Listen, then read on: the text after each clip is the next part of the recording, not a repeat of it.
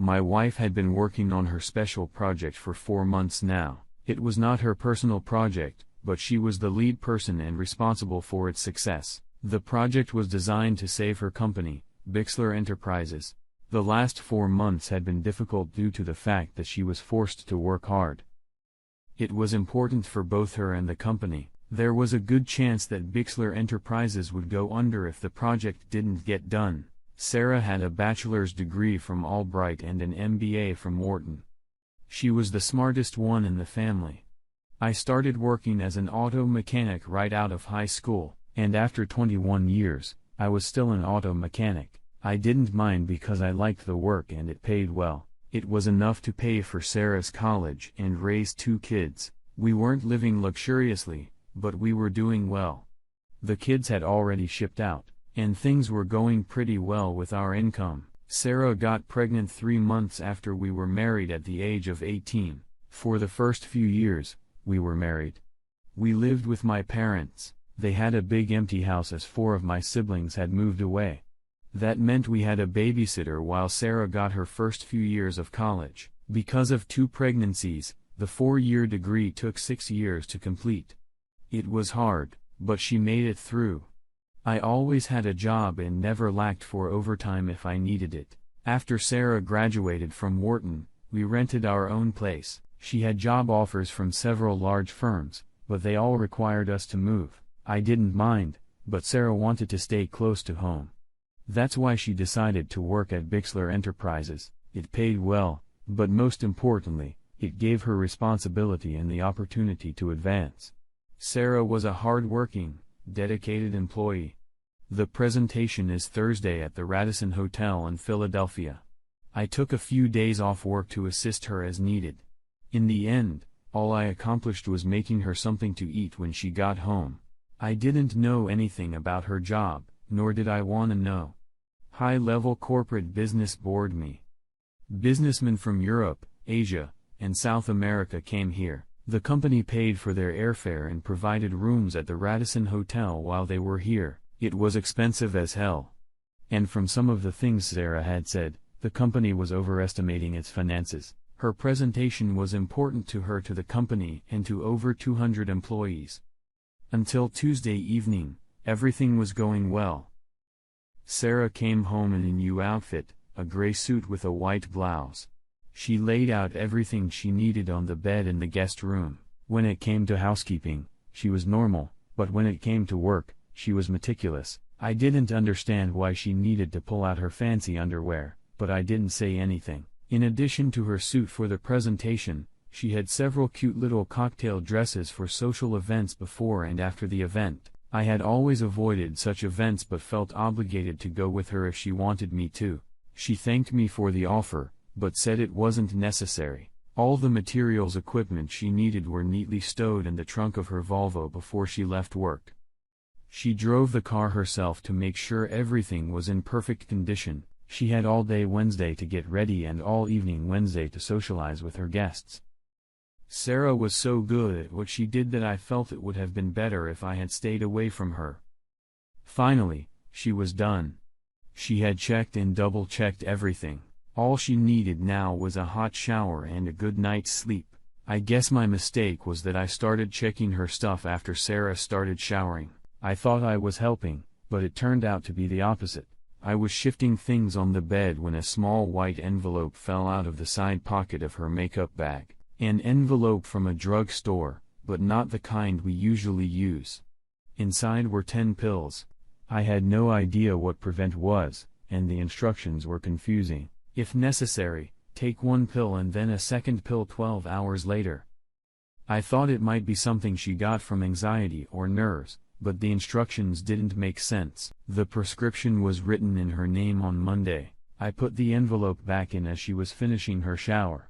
I decided I wanted to find out more about Prevent 4. I told her about it. Of course, if I mentioned it, it would mean I was going through her things. I hate dilemmas. While Sarah got ready for bed, I went to our home computer and typed in Prevent. 10 minutes later, I joined my wife under the covers. I lay awake all night wondering why my wife had picked up a prescription for the morning after pill, especially after I'd had a vasectomy 10 years earlier. The next morning, I got up early, but I wasn't rested. I took a long walk hoping it would clear my head. I reluctantly headed toward home, afraid of what I might do or say when I got there. My son Josh joined the Navy after high school and was in his freshman year in San Diego. Our daughter Gloria married her childhood sweetheart last year and just moved to Dallas. That left just Sarah and me. I missed the kids, but looked forward to growing old with my wife. She was the only woman I'd ever been interested in, and now it was all turning to shit. If Sarah was having an affair, she hid it well. Of course, I never checked up on her. I never looked at her emails or cell phone calls. I had no reason to. I had no way of knowing what she was doing at work or after work. I trusted her completely. "John, where the hell have you been? You want some eggs or something?" "No, just coffee." I wasn't feeling very talkative. "What's wrong, honey?" "It's only for 3 days. You can come if you want, but you'll be bored to death." "No, I really don't want to go, but I hate leaving you alone. I worry when you're not here." "That's very sweet, darling, but it'll be alright.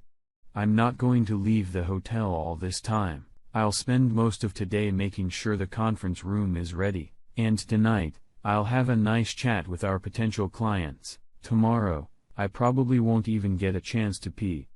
I'll be home as early as possible on Friday. I promise you a great weekend if you know what I mean." That all sounds good, but you can't blame me for worrying. I'm an auto mechanic, and I have a beautiful and successful wife. Sometimes I get the feeling that you're less interested in advancing your family situation than you are in advancing your career. Stop it. Damn it, John. I've always respected what you do for a living and never pointed out otherwise. You raised 2 great kids and put me through college. You are a great husband, a great father, and a good provider, and never forget that. I finished my coffee while she cleared the table. "Do you want me to call you?" "No, that's not a good idea. I'll have my cell phone off, and I'm going to turn off my room phone for the night so I can get some sleep. I'll call you every chance I get." I helped her load the car. She was as fussy about it as she was about everything else work-related. It would take her 3 hours to get to the Radisson Hotel. I stood on the porch and watched her leave. I didn't bother asking her about the pills. I spent the rest of the morning on the porch. I don't remember ever worrying as much as I did now.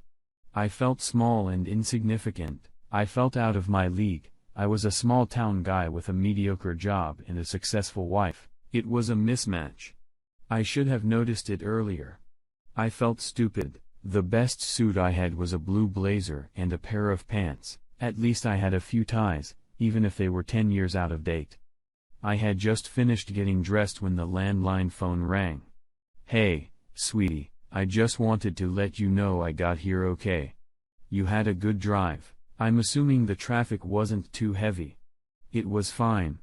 I'll call you tonight. Now I gotta go. I'm in room 714.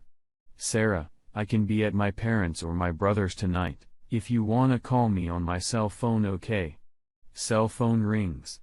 "I love you. Gotta go." I took my time getting to Philly. I didn't go straight to the Radisson. I stopped first and got a steak and cheese. It promised to be a long night. I wasn't sure what I was going to do. I parked in the hotel garage and just waited. Soon or later, I had to enter the hotel. I just couldn't decide when to do it. The ringing of my cell phone helped me make my decision. "John, I just wanted to let you know that everything has settled. I'm going downstairs now to meet some people and have dinner. You didn't forget anything, did you?" "No, everything's fine. I've got everything in my room for tomorrow. Do you need anything?" "No, John. Relax. I'm going to turn my phone off. I'll call you tomorrow morning." "Alright." Chuckles. "Have fun." "It's not fun, John. It's work." I didn't look too out of place. The lobby, restaurant, and conference rooms were full of people. So I could remain inconspicuous. There was a cute little brochure that showed the layout of all the hotel rooms. I wandered through the different rooms and stopped at the walls.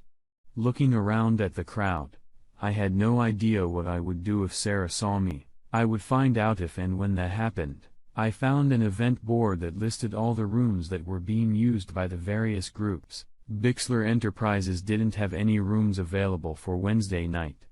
I found this interesting. Sarah had said she wasn't going to leave the hotel, but now I wasn't so sure about that.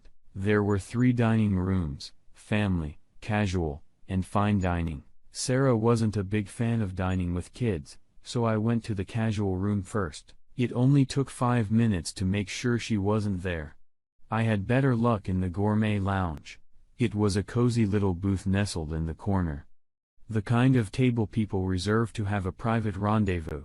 Sarah was wearing a black cocktail dress with a deep neckline and pearls. She looked elegant. And her companion looked like he appreciated it. I knew a few of the people Sarah worked with, and he wasn't one of them. He was familiar to me. But there was no way I could remember him. There were plenty of free seats, so I had no trouble crossing the room.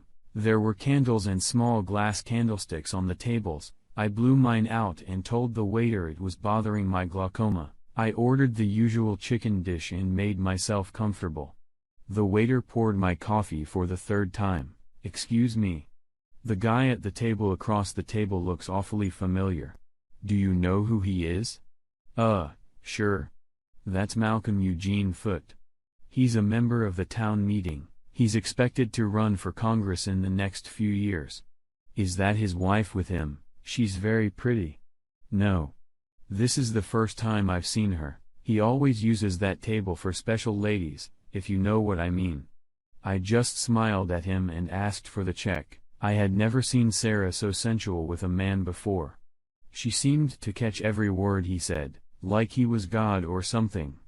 They weren't doing anything inappropriate, but it wasn't platonic or businesslike. When I left, they were finishing their 2nd bottle of wine. Now I understood why she had taken her fancy lingerie. I made myself comfortable in the corner of the lobby so I couldn't be seen. 10 minutes later, they walked out of the restaurant. She held his hand as they walked across the lobby to the elevator. I watched the floor indicators carefully. That the elevator stopped on the 3rd floor was a good sign. It meant she hadn't taken him to a room. It was a bad sign when the elevator didn't go to the 7th floor. It meant she went to his room. Just in case I was wrong about something, I sat in the lobby and watched the elevator for an hour. People came and went, but Sarah was not one of them. I got my empty suitcase out of the car and walked up to the front desk. Even though I could prove I was her husband, I had a hard time getting a key card. They relented after calling the room, but no one answered. Finally, I was on my way to room 714 with the key card. I didn't even turn on the lights at first. I just sat in the dark room for over an hour. It wasn't hard to make sure she wouldn't come back to the room. First, I packed all her clothes and personal belongings. I didn't leave anything behind. I checked the package of Prevent. There were still 10 pills left in it. On the dresser, very neatly laid out, were all the items she would need for her presentation the next day. I began to fill the suitcase. There were 24 specially bound promotional folders and another 20 regular folders. All of them went into the suitcase. A digital projector went in next, followed by a laptop. I took her purse and cell phone, which she'd left in the room. All she had with her was a clutch and probably a tube of lipstick. I walked around the room as carefully as she did to make sure I didn't miss anything. Once I was satisfied, I put her car keys and my wedding ring on the dresser. Other than those 2 items, the room was completely empty. The elevator headed straight for the parking garage. I had no trouble carrying 2 suitcases. And 20 minutes later, I was on the expressway heading north. It was well over 3 in the morning. I had no idea it had been that long. An hour or 2 later, my cell phone rang. Caller ID showed it was the Radisson's phone number. John? Yes. Where are you? I'll be at the house soon. That's all I said. It was quiet on the other end of the line. Salesmen have an old saying, the first one to talk loses. It seemed like an eternity before she spoke. John, I'm sorry. She didn't ask anything and just hung up. I turned my phone off. It was obvious that she had gone back to her room. Later that day, she was to give a presentation that would save her company and bring her a promotion. I put the suitcases in the attic of the garage. Sarah never went there and never thought to look for anything there. Of course, at this point, I'm pretty sure it didn't matter. First, I gathered all my clothes and personal belongings. Most men have their own tools. It's usually a requirement for the job. I stopped by the store, loaded mine into the Subaru and picked up my last paycheck. By then, the banks were already open. I didn't have to do any fancy money and asset manipulation. I just withdrew all the money from my accounts. I had lunch in Hagerstown, Maryland. I had enough money to live on for a few years, but I knew I would be looking for a job very soon. Sarah and I were alike in that we both loved to work. I'm going to miss her. I killed a couple hours in the Luray Caves and rented a room near Waiteville. I had no idea what I was going to do. It was Saturday, and I found myself sitting at the Chattanooga Aquarium watching nature I had never seen before. I spent a few hours just relaxing, and decided it was a good place to be. I bought a year pass to the aquarium, and by dinner time, I had a place to stay. It was a mobile trailer in the park, but it was furnished and cheap. I didn't need much. First thing Monday morning, I was going to get a job. A good handyman can always get a job, especially if he's willing to work hard. I could remain inconspicuous until it was time to renew my driver's license or car tags. I'll worry about them when the time comes. Sunday afternoon, I called Gloria. I felt obligated to let her know what was going on, but Sarah had already told her she was pretty frank with Gloria about what happened. She said she cheated. I caught her. I left, and she lost her job. I felt bad that she lost her job, but that was the price she had to pay. I asked Gloria to tell Josh what was going on the next time she talked to him. I also told her that I would call about once a month to check on things were going. I didn't tell her where I was. By noon, the next day I had a job. It was actually a short walk from the trailer park with the Waffle House about halfway there. What more could a man want? I don't know how they handled the paperwork, but I was getting $20 an hour with no questions asked. I was happy and they were happy. I wouldn't even have to get into my money that I brought with me. About 2 months later, Gloria informed me that Sarah had moved out of the house and was living with her parents. Gloria didn't know anything else, but was happy that I was settled and doing well. Josh called me from San Diego just to let me know he was going on a cruise. He was an avionics technician on an aircraft carrier. He tried to explain what he actually did, but it was over my head. I never really knew much about technical stuff. Both of them were careful not to say anything bad about their mother. I appreciated that. After that, it was business as usual. I started talking to Gloria at least weekly. Josh and I started emailing regularly. Gloria talked to Sarah regularly, but she said very little about what she was doing or where she was. I never filed for divorce, and it seems Sarah never did either. I have a Tennessee driver's license and the tags on the Subaru. I started going to one of the local bars a couple times a month and even got laid. 2 girls took turns becoming regular nighttime companions. They weren't looking for commitment and neither was I. It seemed to work out well for all of us. Life was good. That was a long time ago, and I gradually forgot about Sarah. Eventually, Subaru started giving me trouble. I'd forgotten how long it had been. It was over 200,000 miles. I was pondering this over a mug of beer one day when I realized that it had been almost 5 years since I'd left home. I had kept in close touch with both children. Gloria had 2 children of her own by this time and wanted me to come visit them. Josh almost married a Thai woman, but at the last moment, he refused. I usually work 6 days a week and used Sunday to recover from Saturday night. There was no good reason for someone knocking on my trailer door at 6 o'clock on a Friday morning. Their rudeness was rewarded by a half-naked man opening the door. Day jockey shorts are disgusting, and the lady at the door, judging by the look on her face, agreed with me. She looked away but her companion didn't seem to be impressed. Normally, I would have worn pants, but at a time like this, guests annoyed me. We're looking for John Terrell. I don't know you. My name is David Simmons, and this is my wife, Marcia. We have a problem, and we're hoping you can help us. I'm so sorry. I don't work by moonlight. If you need something done on your car, you'll have to go to the store. This elicited several blank stares and finally a response. It has nothing to do with your job. It's more of a personal problem. Can we come in? The trailer inside looked like crap. I rarely had guests, so I rarely cleaned it. Even my girlfriends insisted we go to their place. Be my guest. Let me put on my pants real quick. As I entered the bedroom, I left the door open. Just to show them what a welcoming host I am, I also put on a shirt. Would you like some coffee? It'll only take about 10 minutes. I moved some things off the couch so they could sit down. There was no answer to the coffee question. We have an adopted daughter of 4.5 years old who needs a bone marrow transplant, and we are hoping you can help us. We are willing to pay you if needed. Buy my bone marrow? No. We want to use it and we're willing to compensate you for any inconvenience. I think you wanna buy it. I was acting like a wise ass, and I suddenly realized it. These people were serious. They had a real problem, and they were looking for help. I'm so sorry, I didn't mean to interrupt. Please continue. Our best chance of finding a donor is next of kin. You're our best hope. Watch this. I don't mean to be a smartass, but I think you got the wrong guy. When was your daughter born? She'll be 5 years old in July. Marcia Simmons spoke for the first time, and she sounded sincere.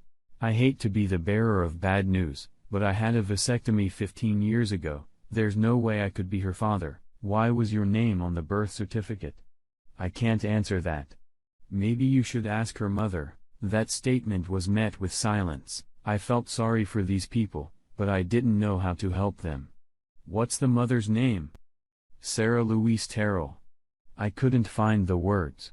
Maybe I shouldn't have taken those damn pills from her. Of course, then, those people wouldn't have a daughter at all. I thought I was done with grief, and here it is again. Old memories of my wife having sex with that damn Philadelphia politician. I was starting to forget it all, and now it was back. God damn it. I now understand and apologize for my rudeness and insensitivity. I will do everything in my power to help you. First of all, why can't Sarah get a bone marrow transplant? Medically, she can't. Why not? She's a mother. She has to be a worthy donor. Oh, she's a suitable donor, but she's too sick. The doctors refuse to even consider using her. Sick? With what? She's dying of liver failure. She's got less than 6 months to live. This doesn't make any sense. She's always been in perfect health. Besides, I don't believe a diseased liver will prevent her from donating bone marrow. The hospital won't accept her signature on the consent form. Are you saying there's something wrong with her head? They both looked at me in silence. They knew the answer, but they didn't want to say it. At that moment, I didn't want them to feel even more awkward. 10 minutes ago, I didn't care about them, but now I felt like I had to protect them and help them. How did this happen? Could any of my kids help? Maybe, but we thought you were our best hope. Why don't you go after your father? Your real father. We thought it was you. We have no idea who else it could be. Sarah didn't tell us anything about another possible father. In fact, she was in no condition to explain anything, Marcia added. We got most of our information from the adoption agency. I had to get coffee and take a leak. Excuse me for a moment. I left my guests sitting there while I brewed the coffee. It only took a few minutes. While it brewed, I did a much-needed morning pee. I tried to be discreet. I'd embarrassed Marcia enough already. Where do you live? Westchester, Pennsylvania. I'll make you a deal. If I tell you who your daughter's real father is, you have to promise me you'll pursue him relentlessly until you get you want. What are you talking about?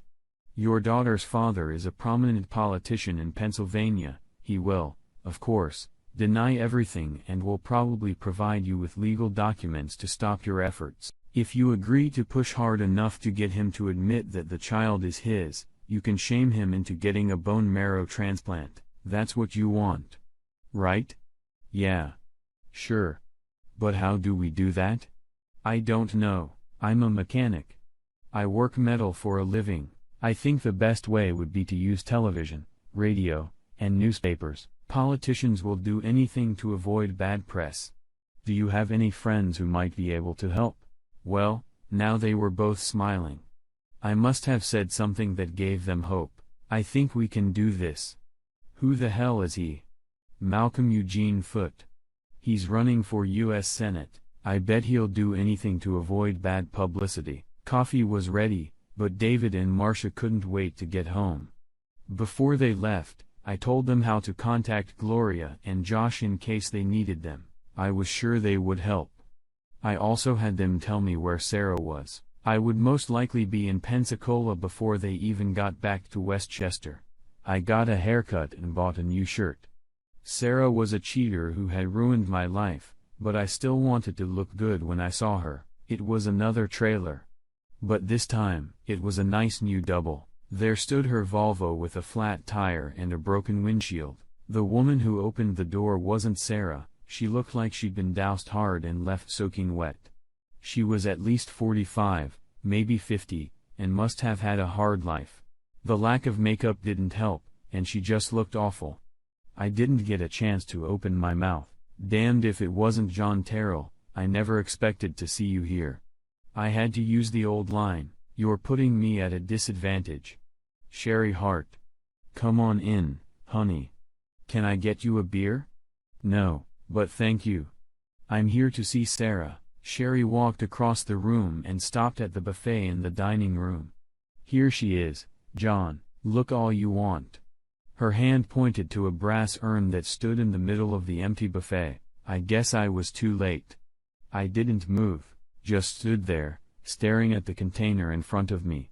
Can I have a beer now? Sarah moved to Pensacola after giving up her baby for adoption. She bought the trailer with the money she got from Bixler Enterprises after she was laid off. She had a profit share, 401k, and vacation, and sick leave. She eventually took a job at a local garment factory where she worked in the shipping department. That's where she met Sherry. Sherry rented a room from Sarah every dime Sarah earned, went to booze. She started with wine and gradually switched to stronger drinks. The cheapest ones. Eventually, she lost her job because of her drinking and was forced to use her savings. She never dated anyone or went out anywhere. Sherry stayed with her, paid her utilities, and bought food that Sarah wouldn't eat. It took her over 3 years to kill herself. Amazingly, she had a will and left me a double trailer and a Volvo. Sherry explained that Sarah was so upset about what she had done that she just gave up. She didn't try to prevent the pregnancy or even terminate it. The adoption had been arranged months before the baby was born. She never went back to work except for the black job she did poorly. Sherry said that Sarah didn't seem to have any ambition or purpose in life. Sarah talked about me a lot, but was afraid to try to contact me. Gloria gave her my number, but she never called me. It was as if her one-night affair had hurt her more than it had hurt me. I was there for 2 weeks, and then I sold Sherry's trailer for $1 and got a $1,000 for the Volvo. 2 days later, I was in Westchester visiting my new friends, David and Marcia. Malcolm Eugene Foote resisted at first, but David and Marcia turned the screws until he gave in. He insisted on DNA tests, which proved he was the father. To save face, he was more or less forced into a bone marrow transplant, which was successful. Malcolm's political career and family life did not make a favorable impression either. His decline in the polls was so rapid that the party replaced him with another candidate a few months before the election. His wife filed for divorce and was very public about it. Sarah and I are now traveling to Dallas to see Gloria and my grandchildren. I don't know how long I will keep Sarah with me, probably until I have someone.